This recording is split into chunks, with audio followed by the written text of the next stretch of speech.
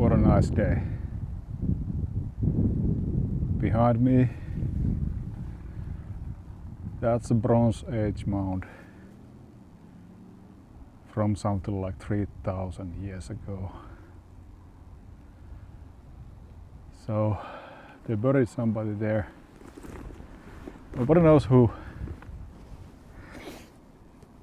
Today I decided to maybe have a little chat about sword fighting related stuff. How to practice alone if you don't have any training partners or anything. It's just you and your sword or a stick. What can you do? Well, in a nutshell, it's kind of simple. You will have to find somebody or something from somewhere which will tell you the things, how to move, how to strike with the sword, those things.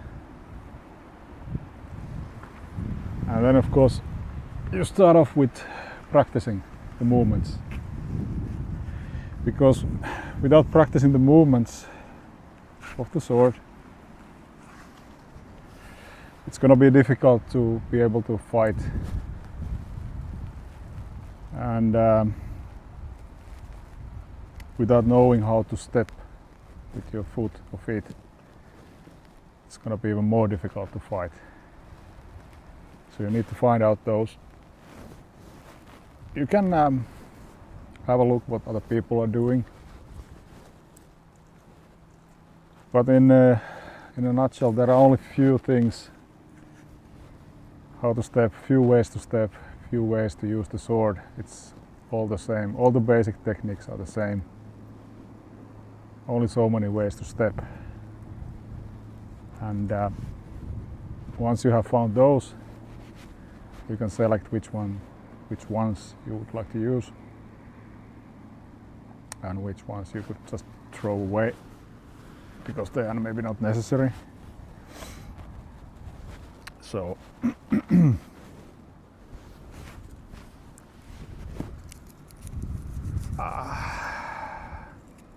weapon itself, it's not so important. You can have a training sword or a real one. Actually, if you're practicing alone, a real sword is really nice to have because it's usually more or better balanced than these practice ones.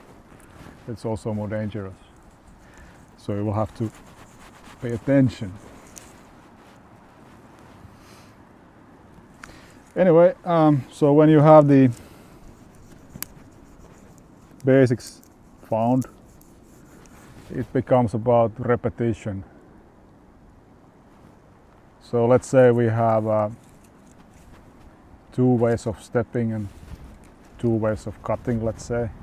That's total 4 different things.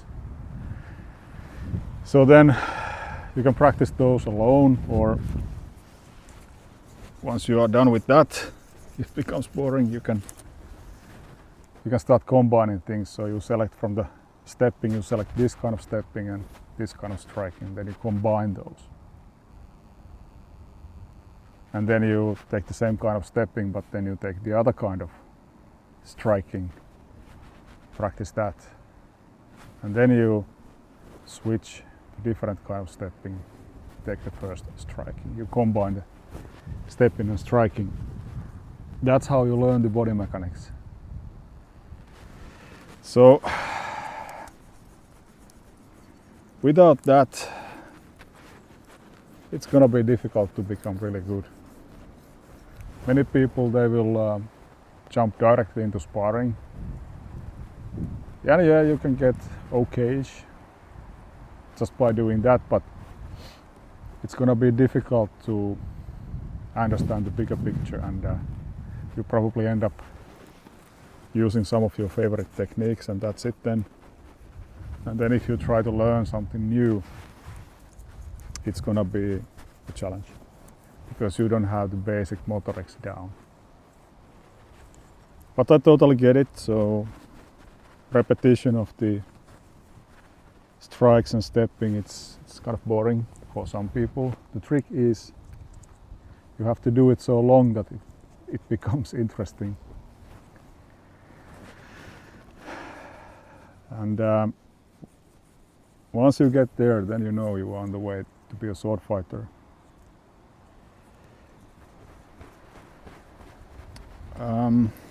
Okay,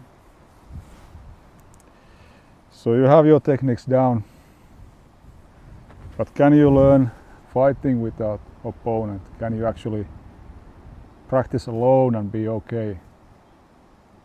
You can. There is one method here. It's kind of a secret, but everybody who is a little bit more advanced, they do it anyway, because you see, you can get only so many sparring time or so much sparring time per week. It's not gonna be much unless you're really lucky. But most of the practice what people do, they do alone, even at the advanced level, maybe especially at the more advanced levels. So what you do is you will imagine your opponent.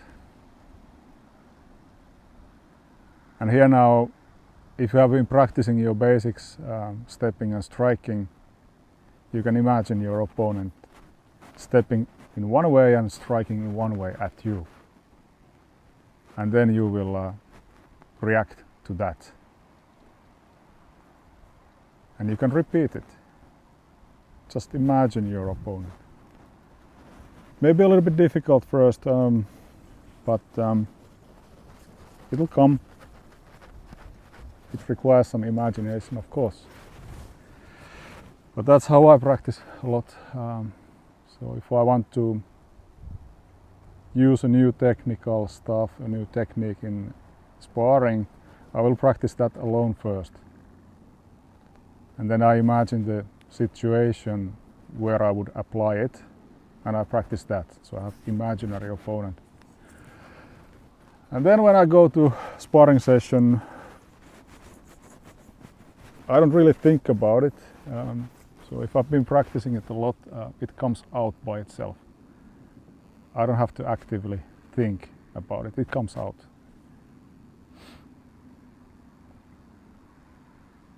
So that's how you improve cycle by cycle. But you have to understand the basic stepping, basic striking, and the application of the techniques you are practicing. Then you take the imaginary opponent and practice against your imaginary training buddy. And only then you will attempt to do that in sparring. So that's how you practice alone. It's not easy, but can be done. Many people do it.